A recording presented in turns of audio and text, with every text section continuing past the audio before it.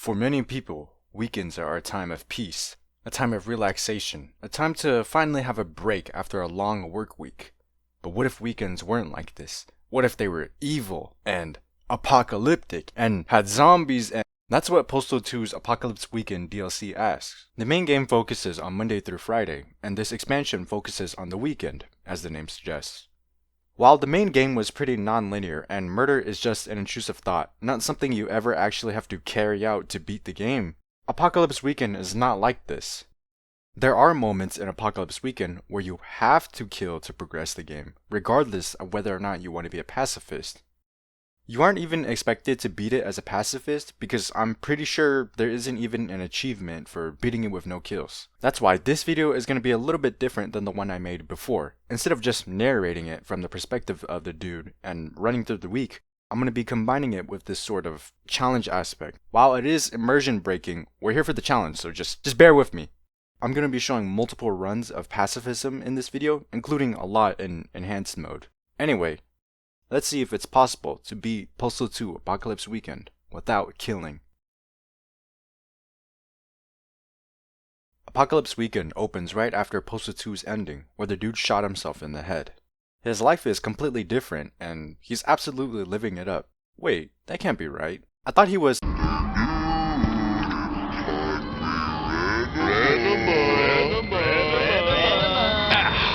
In the hospital, the dude is informed that he barely survived his gunshot wound.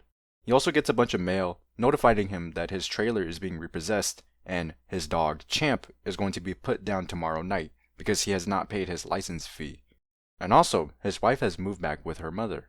The comedy is very Postal, but I think the funniest part is the implication that his wife hasn't decided to divorce him because she still signs the postcard, "Your hateful wife." You should only die. I'm moving back in with Mother. Signed, your hateful wife.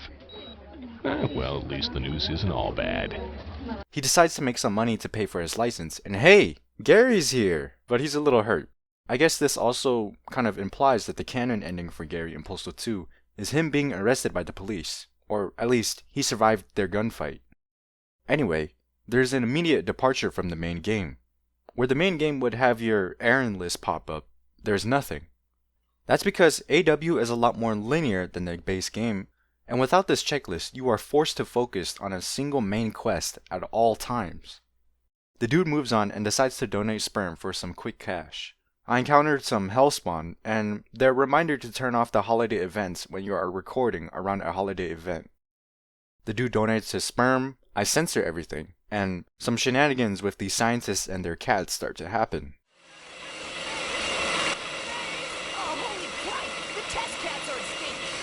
The tornado cats can actually be de-aggroed and picked up, and they are pretty useful because you can throw them out of your inventory later.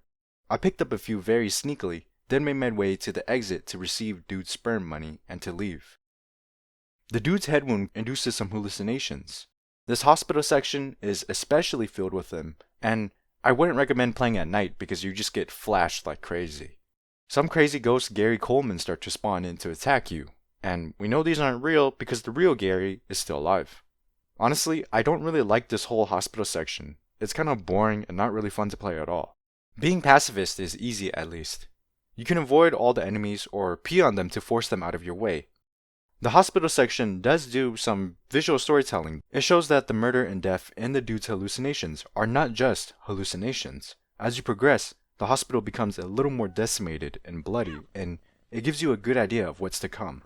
After a bunch of hallucinations, battles with cats, and ghost Garys, we escape. On the outside, we get a new area of paradise that wasn't present in the main Postal 2, and that's something I like about this DLC. Despite the DLC being very linear, all of it takes place in new areas, and there are pre-rendered cutscenes, which is something that is kind of amazing. Anyway, the dude is feeling a bit hungry, so he ventures to the closest restaurant, where chaos ensues. I want to see a dermatologist about that man. Just saying. Oh, I suppose you want some food now too? Jesus, where do you fucking people come from? I guess I'll have a number two. The mad cow zombie infection. It interrupts the dude's moment of peace, and now he must kill the zombies. Now, zombies are actually separate from humans in the stats clipboard, but the problem is that it still counts as killing. Zombie people. Also, if you kill the zombies, your title is changed to a zombie killer title. This isn't the true pacifist title, so if you really want it, it can be really challenging. To kill the zombies, there are a few methods, and you can't rely on NPCs to do it, unless you're on easy mode. It's hard to get the NPCs to kill the zombies because they'll either run away or won't destroy the heads to actually kill the zombies. I forget it, but the easiest difficulty, everyone has shovels instead of guns, so when they hit the zombies, their heads will actually explode. Still, it is very hard to get the NPCs to kill all 20 zombies to progress. And if you don't kill all the zombies, you can't progress.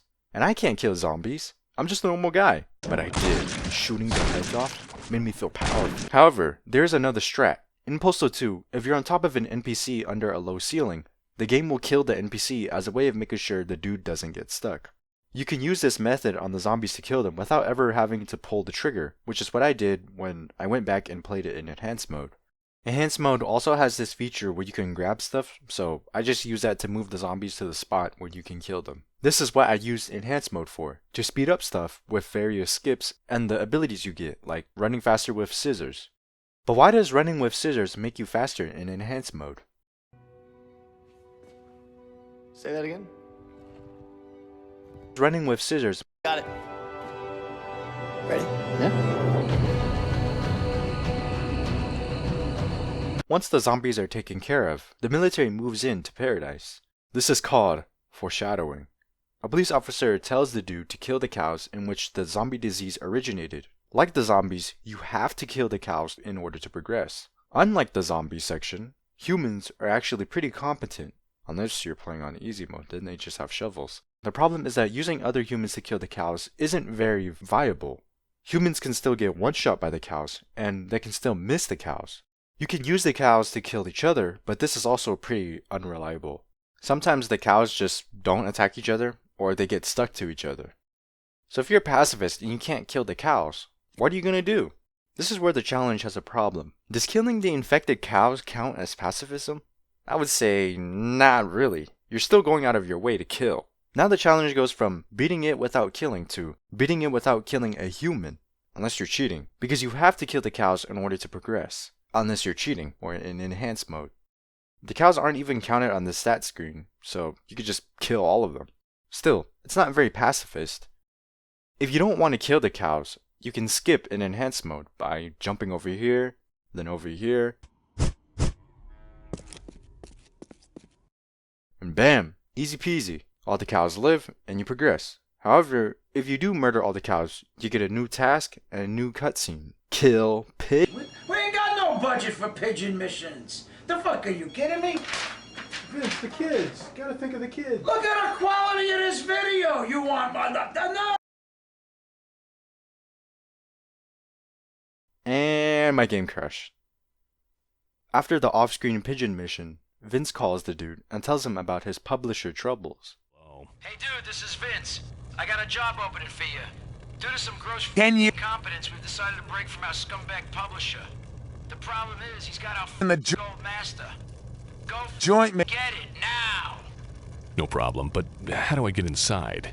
Don't worry about it. That's all been taken care of.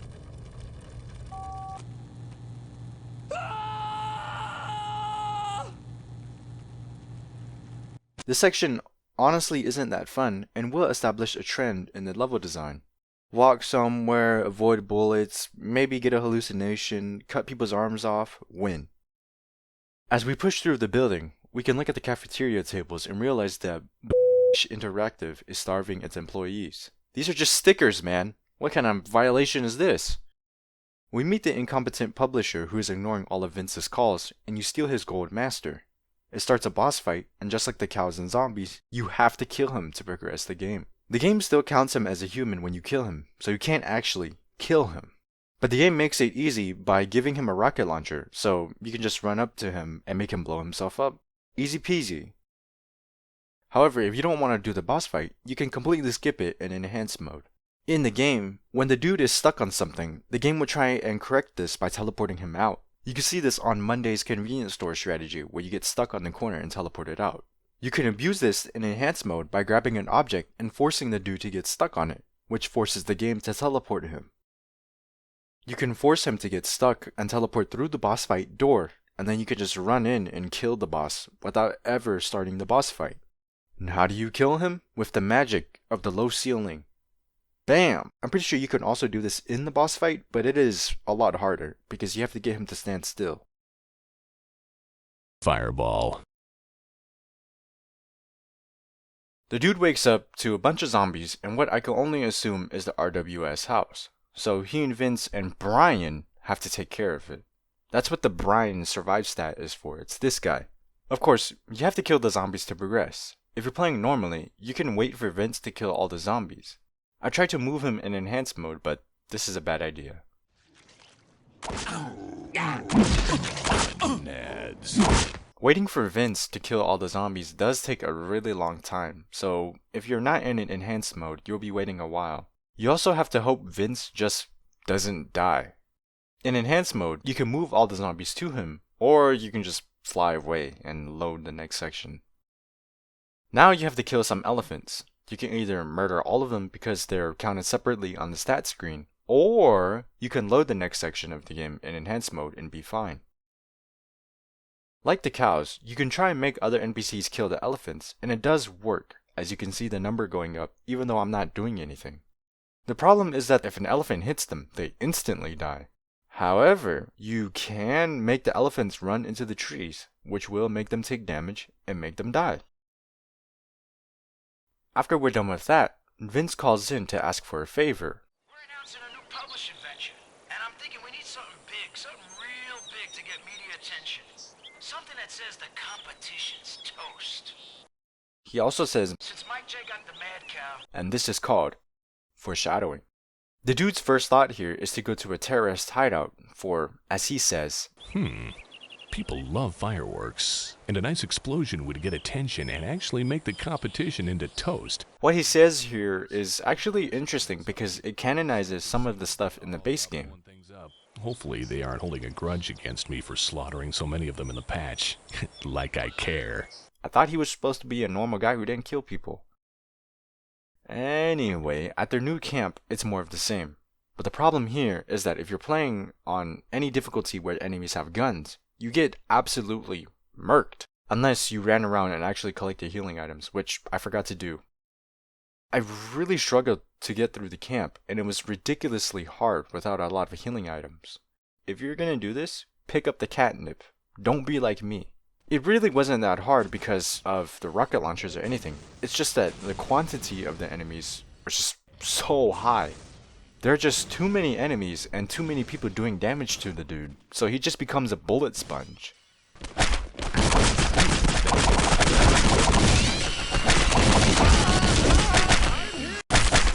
gonna be sore tomorrow.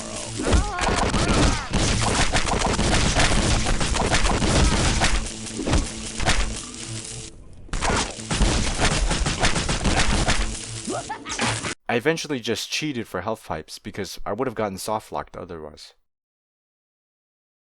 In enhanced mode, you don't actually have to run through the camp. You can just fly over everything and load the next area.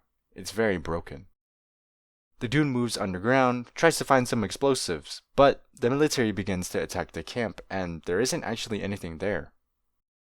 The escape is very claustrophobic and very difficult because, once again, there are a lot of fucking guys. But if you're stuck, you could just cut the limbs off of people. It won't actually count as a kill, and that's actually really funny. Once you escape, the dude gets detained, and he's brought to the military base, where you have to escape again. It's more of the same, and he's still continuing that mission of finding an explosive. Eventually, the dude finds a nuclear device that he steals, and he is overcome with hallucinations again. The hallucinations happen so frequently in the hospital that it started to hurt my eyes, but here, they're a lot more interesting. You can do parkour, and it's actually kind of fun. But the parkour section is short-lived, and we're brought back to the military base. As we progress through the military base, it's more of the same. Avoid guys, don't get shot, jump around, but the hallucinations do come back, and they are different again. The textures of the doors become gary, and the walls become gory and bloody, and it's like, whoa, what the fuck? Zombies start to attack the base now, but you can just escape. Easy peasy. I'm showing my enhanced gameplay here, where I used the shovel to fly over everything because I just wanted to get through it really fast. You can only really play through this military base section so many times before you get really tired of it. Back in Paradise, the apocalypse breaks out again. Holy shit, it's the apocalypse again. You can run through the city, but flying is very fun. Once you get back to Interactive, you have to run through the building again, but through the parking garage, for some reason. Inside, it's a pretty straightforward dash to your objective. If you look around for just a moment though, you can see the chaos unfolding. It's progressing and becoming crazier, just like the hallucinations that we are experiencing. Paradise is the dude theory? Once you get back to the boss room, you place the nuke, and conveniently, the pound is right there.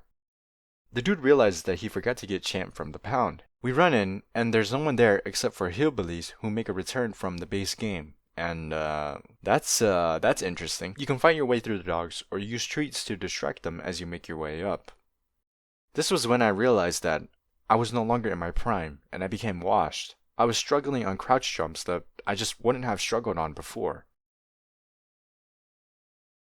Once you get up, you can finally go inside, and finally, reunite with Champ. Oh man, I'm so screwed. Champ!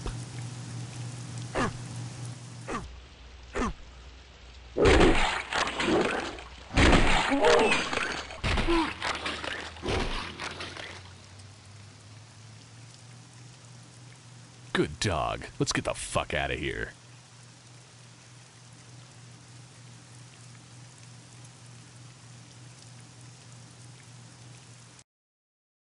And then my game crashed.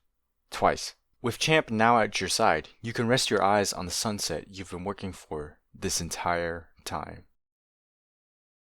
Oh yeah! Zombies in the military. The bridge section is kind of fun because people have weapons now, and it's very funny seeing them blow themselves up. But once again, it's more of the same. Avoid everyone, climb up, escape with Champ. A lot of AW is just more of the same. Since everything is shorter and more linear, there really isn't as much stuff to do. However, AW does add more locations, and zombies, and it does improve on boss fights in the base game. Which were what? Gary and Karachi? Speaking of boss fights, as the dude runs to his trailer, he is teleported away into the final boss that was foreshadowed earlier, Mike J.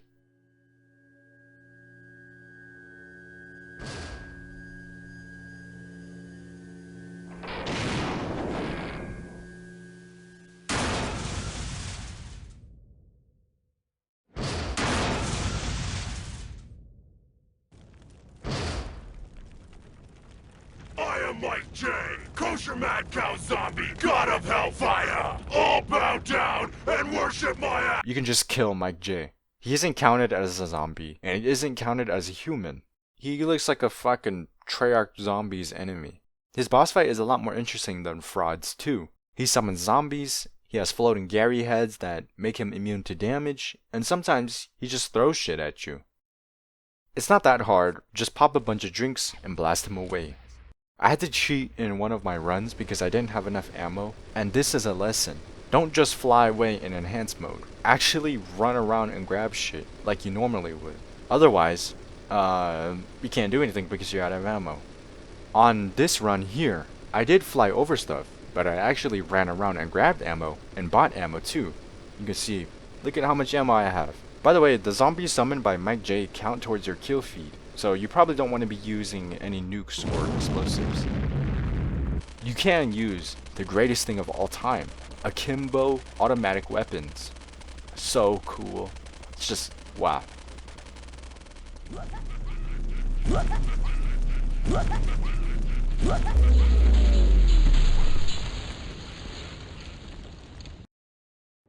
After you beat Mike J, you escape with Champ in your car and you watch the fireworks go off. Truly an amazing marketing statement.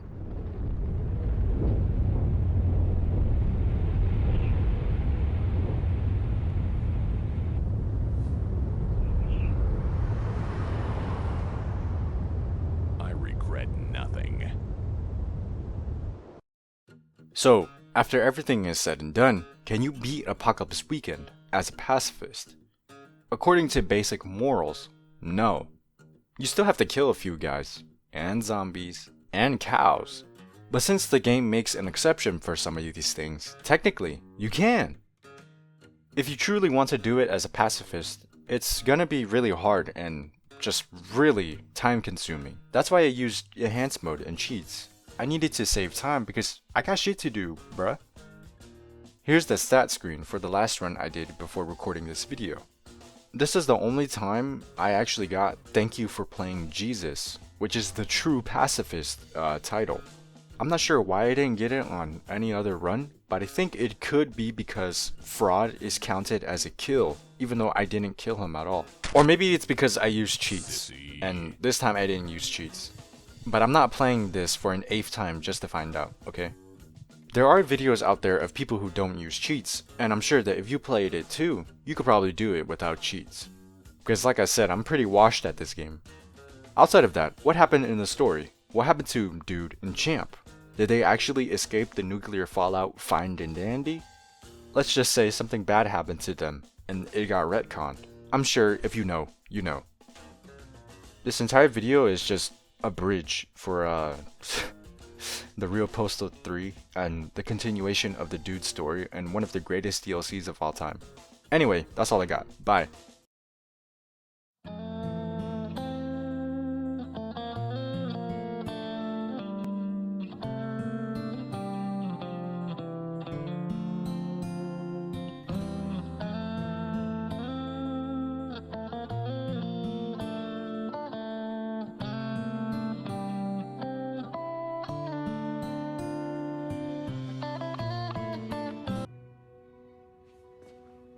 Say that again?